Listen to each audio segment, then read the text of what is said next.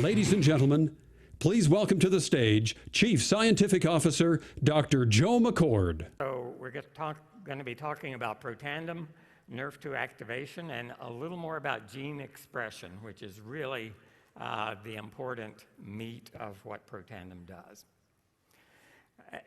By way of a review, this is a slide most of you have seen before, and it's kind of the briefest explanation I can give you of what Protandim is, what it does. What is Protandim? It is a Nrf2 activator, and if this is your first time, it probably doesn't mean anything to you, but I keep saying it will. So stay with us. In the next decade, Nrf2 activation is going to become as commonly used a phrase as cholesterol lowering has been in the past decade or two. A Nrf2 activator is in fact a biochemical wake-up call, and occasionally your cells need to be awakened. Nrf2 does it. What does Protandim do for us? It provides protection against oxidative stress, and you've heard a lot about that in the last 6 or 7 years from us. Inflammation, you've heard a lot about that in maybe the past 5 years. Fibrosis, scar tissue formation, the process that can lead to lung failure in the case of pulmonary fibrosis, can lead to heart failure in the case of cardiac fibrosis. Carcinogenesis, or formation of cancers, and we've talked about that a number of times. There are 3 papers of the 9 that address carcinogenic mechanisms related to oxidative stress, and a number of other stressful conditions. Protandim does this by regulating gene expression. It's not doing it by the direct action of any synthetic drug. It's not even doing it by the direct action of any phytochemical. It's doing this indirectly by messaging, by biochemical messaging. And very quickly after the stimulation is provided, everything that happens within these cells is the result of things those cells already know how to do, and in fact things those cells have done since their beginning, but they don't always do enough of it, and they don't always do it in the right time. And that's why the chemistry of gene expression needs regulation from time to time. It needs to be told what to do. And we're going to find out exactly how that happens. This is a schematic, and again, it puts it as concisely as I know how to do in one cartoon, an animated cartoon. This cell represents any human cell. It has a nucleus containing a vault of blueprints, and within that vault is everything required to define who you are and what you are. Your vault of blueprints is unique. It's unlike anyone else in the world unless you have an identical twin. And it's the same in every cell. They've all got the same genes. What makes one cell different from another is they express those genes differently. So a brain cell has genes that only brain cells express, a kidney, other genes that only kidneys express. To regulate gene expression, substances like Protandim, which is the purple figure in the upper right corner here, that represents any one of the 5 active ingredients in Protandim, and when it approaches any human cell, it binds at a receptor. The analogy I've used and will continue to use is this is like someone stepping up onto your front porch and ringing your doorbell. So that's what Protandim active ingredients are doing to every cell in your body when you take it. And when Protandim rings the doorbell, that causes changes inside the house, inside that cell. So what happens? Ringing the doorbell, first of all, activates an enzyme called a kinase. It's not so important you remember what that is, but it's an enzyme that can modify other proteins inside the cell.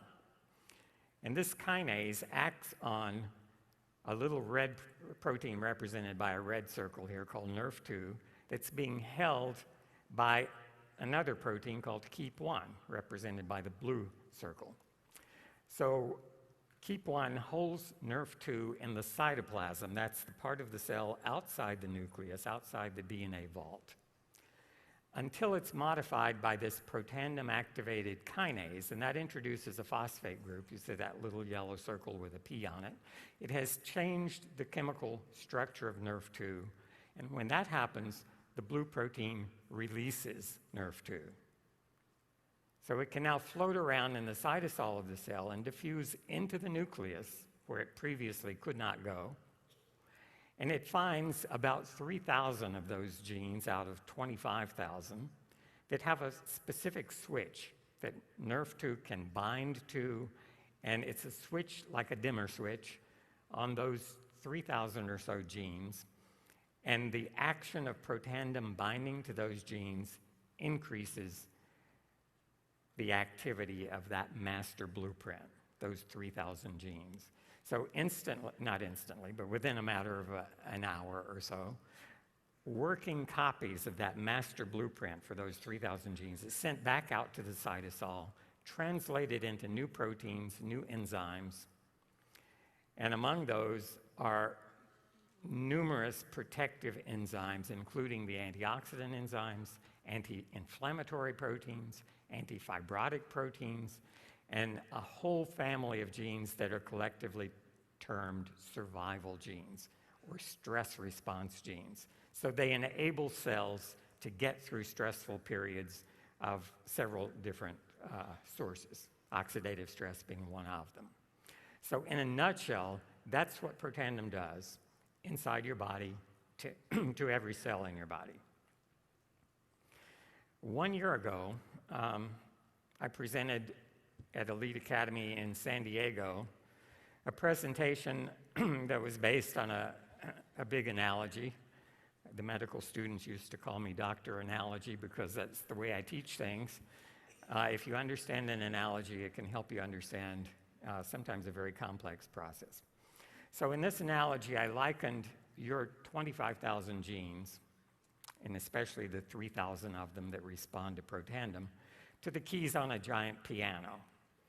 And a piano has to be in tune to sound right. If you look up the definition of tune in an online dictionary, this is what you find.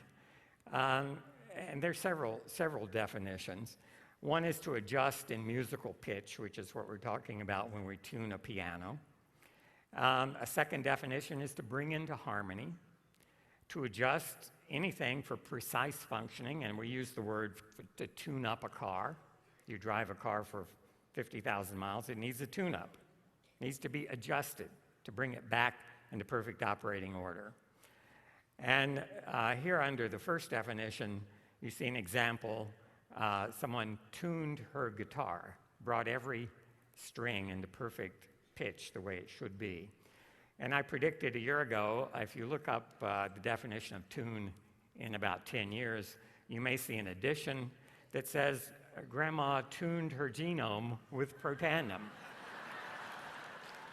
So maybe we will redefine what tuning means, but each gene in your genome needs to be expressed at a precise frequency, just like that frequency that determines the pitch of that string. And on a piano, every key, all 88, have a very specific frequency assigned. And for proper functioning in a given condition, every gene in your body needs to be expressed at an optimal frequency. They need to be tuned. I showed you this example as well. Suppose Grandma bought a new piano 60 or so years ago, and when she bought it, here we're looking at one octave from low C to middle C. Each of those 13 keys had an assigned frequency, and when the store delivered that piano, it was probably in perfect tune. So you strike middle C, you get that frequency. But if that piano's been sitting in the attic for 40 or 50 years, time takes a toll. Things stretch and shrink, and as we age, that happens to all of us. And after 50 years, you strike those 13 keys. They're not going to be in perfect tune. They're off frequency. And your ear can hear it immediately. If you play a song on that old piano, it's not going to sound great. It needs to be retuned. And that's what Protandim does to this large subset of genes in your body. 3,000 genes are going to be retuned. I showed you this a year ago. This is looking at the expression of about 400 genes that are Nrf2 responsive, pretty much selected at random and sorted on the basis of their expression levels. And with 400, you still can't look at individual genes. You've got an enormous amount of data. So we zoom in on that little red box to this slide, which looks at about 60 genes out of really about 3,000 that are affected. And these are from a cell, from a plate full of human cells that have been treated with Protandim. And this is the level of those 60 genes expression when those cells have been in a Protandim-containing solution for about 24 hours.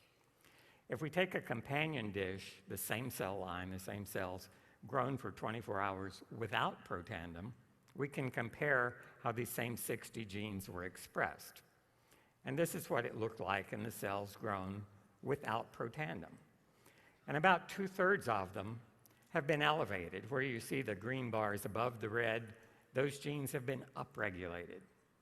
But there's another set of genes, about 1/3 of them, where you see they were highly expressed, big, tall red bars. Those have been downregulated by Protandim. So it's just like tuning a piano. If it's out of tune, it can be either direction. You got to get it right back to where it should be at the precise frequency. This is a rather dramatic presentation of only 60 genes. And the real problem facing us when we know that 3,000 genes are modulated is, what do those genes do? We would love to know for every one of them, why is this gene in your body? How much should it be expressed? What happens if it's overexpressed or underexpressed? That's an onerous task, a lot of data. And to help interpret that, you really need some assistance. Brooks Hybertson and I were looking at this slide earlier in the week, and this slide with 60 has the gene abbreviations below each of those genes, so that specifies what those genes are. And right in the middle of this slide, there's a gene here pointed out by these arrows. And Brooks said, look, that's transforming growth factor beta, TGFB1. That's one gene we happen to know because we're familiar with it. I would love to be familiar with all 60 of these. I'd love to be familiar with all 3,000, but I'm not. And in fact, no biochemist is. This particular gene is one that controls fibrosis. Right? It causes scar tissue to be formed. When this gene is overregulated, as it was here prior to Protandim, it can lead to collagen deposition in the heart, in the diaphragm, in the lungs, any internal organ, leading to the ultimate failure of that organ. Right? As we get older, this tends to be expressed more. Many diseases of aging have this kind of increased expression of TGF-beta. The other 59, frankly, I didn't have a clue as to what they do because I don't carry that knowledge around in my head. So how can we come to grips with all of this data and interpret it? The paper that came out earlier this week in Molecular Aspects of Medicine goes a long way in solving this dilemma that we faced a year ago. So I want to tell you what has happened in that year and how we have kind of backfilled that information with some useful information to help us interpret exactly what Protandim is doing. There's a company to help deal with this huge volume of information. It's an online company called Ingenuity. The name itself is a play on words because they deal with genes, and they're a very clever company in helping you figure out how to interpret gene expression. And the way this works is you subscribe to this company's services, And you can upload the results of your experiment. That's exactly what we did. So we had plates of Petri dishes, human cells grown in the presence, the absence of protandem. We did gene array expression, which I described for you. That's how we got all of that data.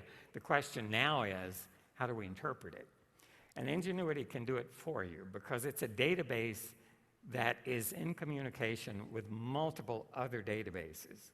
Everything that's published in PubMed, Ingenuity knows about.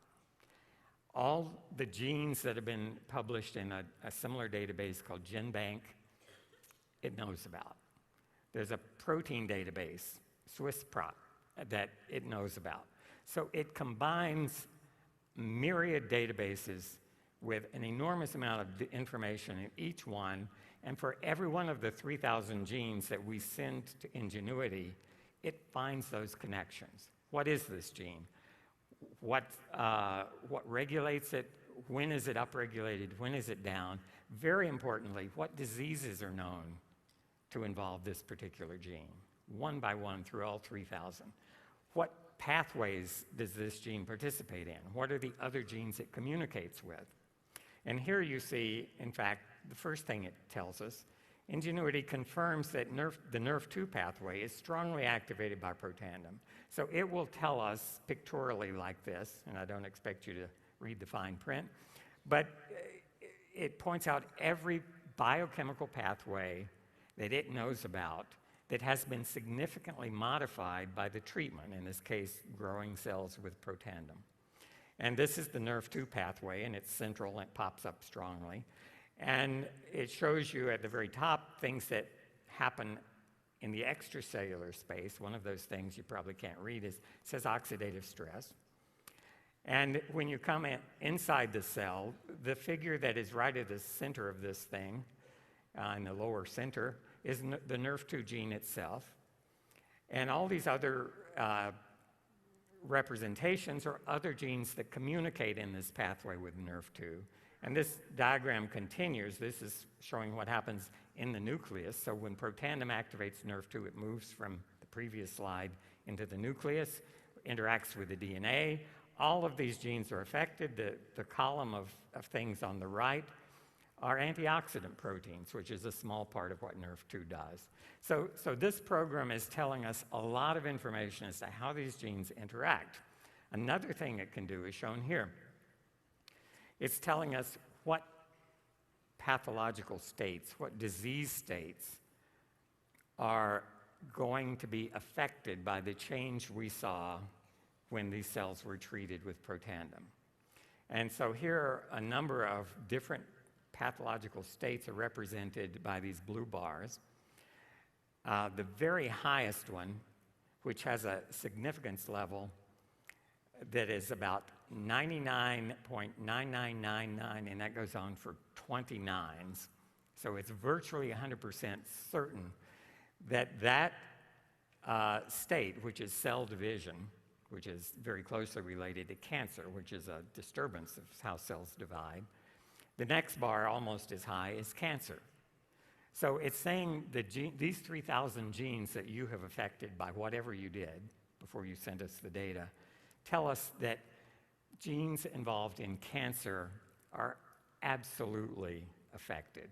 And that continues. All of these have actually very high significance. Even the lowest blue bar on the right side has a significance of 99.9% certainty that that's involved. And you can't read what these are, but it involves cancer, as I mentioned, pulmonary diseases, respiratory diseases, genetic diseases, inflammatory diseases, neurological diseases, the whole spectrum.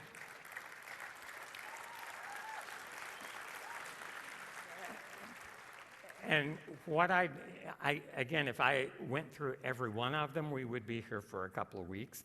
So what I did is picked out 3 representatives. I selected them to get the smallest number of genes because I can't put a slide up that shows you 1,200 genes. I found a couple diseases that you will recognize that are characterized by relatively small numbers of diseases, and I want to look at 3 of those. And if you look below, these data below, for each of those categories, for cancer, for example, there may be 50 subdivisions. So there may be lung adenocarcinoma, there may be colon carcinoma, there may be cancer of the pancreas. Each of those has its own characteristic cluster of genes involved. And this is one of the smallest groups I could find, but the disease is one that's important, atherosclerosis. And this is actually a subset of cardiovascular disease. Atherosclerosis, which literally means hardening of the arteries, is the process of plaque deposition in the artery. It doesn't even go beyond that to the plaque rupture and the formation of a clot, the formation of a heart attack, or of a stroke. So this is the beginning of that process.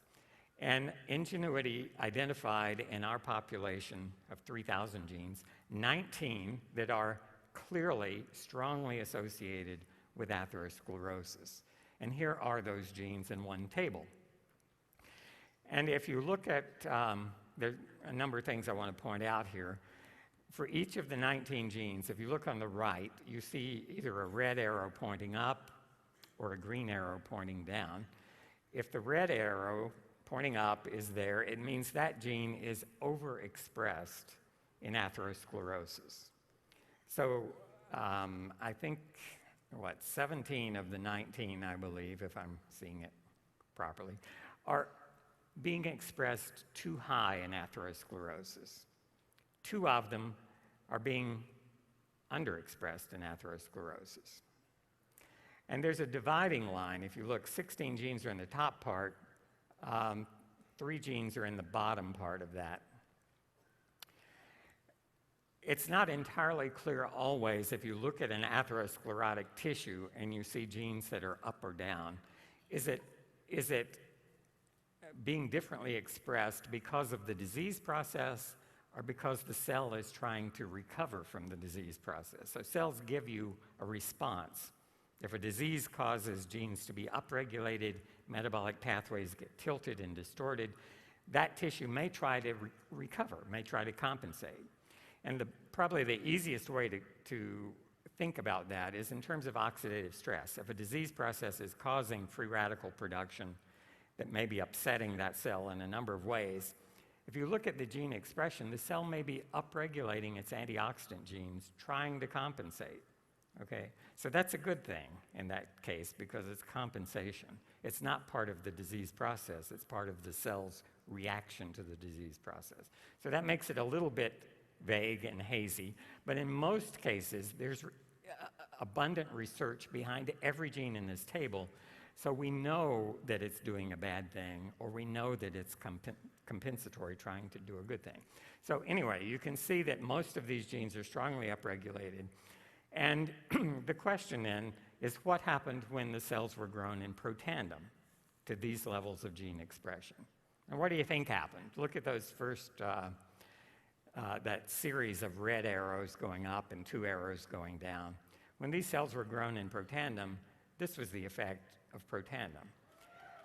All right, so in 16 of the 19 genes, protandem opposed the disease process.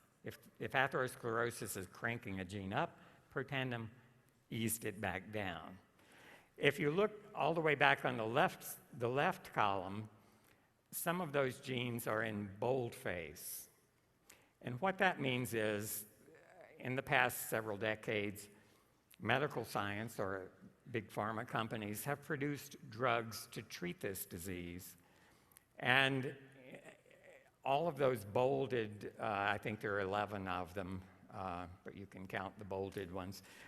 There's a drug on the market designed to correct the expression of that gene or the activity of that gene. So most of these are enzyme inhibitors. So if you're making too much of something, the drug is designed specifically to target that gene product, that enzyme, and to turn it down.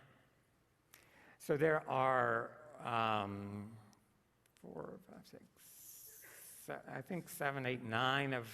drugs in the top part of that. The ones that have an asterisk, which is all of them in that upper part of the curve, the asterisk means that protandem does what the drug that's targeted against that gene does. all right? So the effect of protandim is exactly the same as 11 drugs designed to help correct the gene expression problem.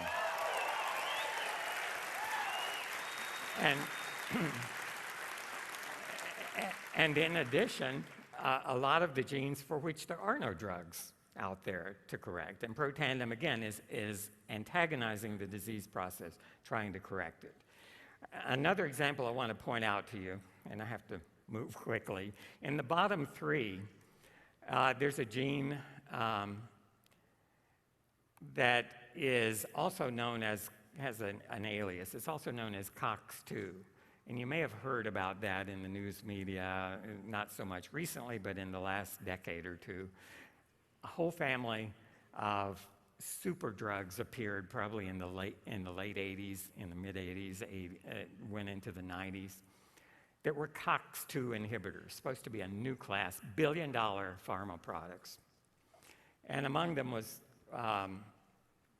3 drugs targeted to downregulate this particular gene product. And you see it's upregulated in atherosclerosis. And the assumption was it's a bad gene. It needs to be turned down. So they made drugs to inhibit it. Well, it turned out cyclooxygenase inhibitors increased atherosclerosis. All right? Science got it wrong, and science occasionally gets it wrong. Maybe more pointedly, Big Pharma got it wrong. And the result of that was that 3 COX-2 inhibitors, after being on the market for a number of years, Bextra, Celebrex, and Vioxx, were withdrawn from the market. Again, a good action. And this doesn't mean that there was anything diabolical on the part of Big Pharma. It means that using the information available to you, sometimes because it's science, because it's research, all the results are not in. Sometimes you make a wrong call. The point I'd like to make is that Nrf2 didn't make it wrong. Nrf2 increased this gene product. It didn't try to decrease it.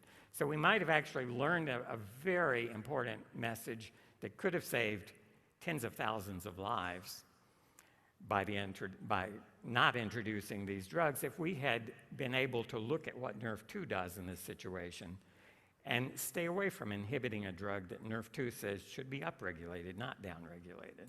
So there's gray area here. Sometimes it becomes clear, as it did in this case, and sometimes we're going to be having to make the best decisions we can on the best information that we have at the moment. We'll look at another very different disease that's associated here with 28 genes, colon cancer. And you'd think colon cancer would have very little in common with atherosclerosis, right?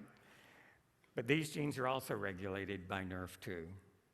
And these are genes that involve cell division, cell replication. And cancer is obviously a case of cell replication gone bad, gone wrong. So here we have 28 genes. And again, if you look above the line, these are the ones where the process has elevated almost all of those genes. There's one at the bottom I can see that's downregulated. What do you think protandim does here? Well, this is the effect of protandim in this case, right? And so it opposes all but 3 of those genes. And again, if you look at the genes at the bottom, and unfortunately I can't read the fine print, but some of these are in fact genes that are compensatory, they're responsive, and you'll see that more clearly in the next set. But this gives you actually strong encouragement that what protandim does tends to counter what this process, colon carcinoma, is doing to that set of genes. And then finally, and this was kind of a surprise to me, Alzheimer's disease, which is a neurological disease. It's not like atherosclerosis, it's not like colon cancer, it's different. It affects the brain, the neurons in the brain. And there's 66, this is a bigger set, so you're seeing the first half of it here. And a large number of diseases, and again, notice that the disease process tends to be genes that are kind of out of control. They're upregulated. The red arrows almost throughout this chart. Again, by this time you could probably guess, what does protandem do? And again, all of those red arrows are flipped.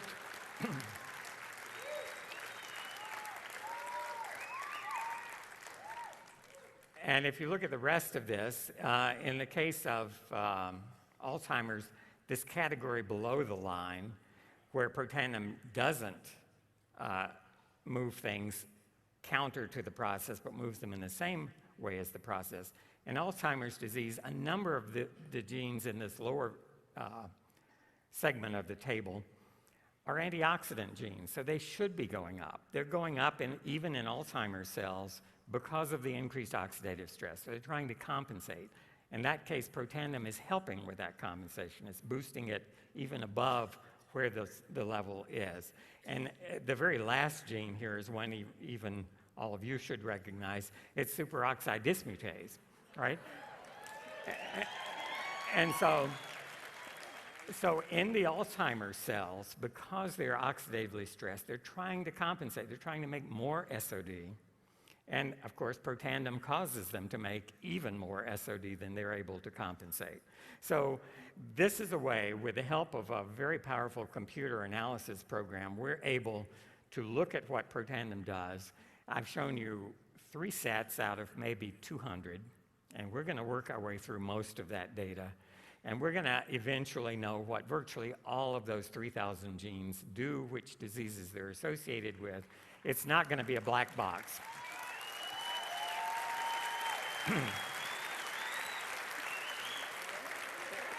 So as we further investigate this, the families of genes regulated by protandem, the potential protective effects of Nrf2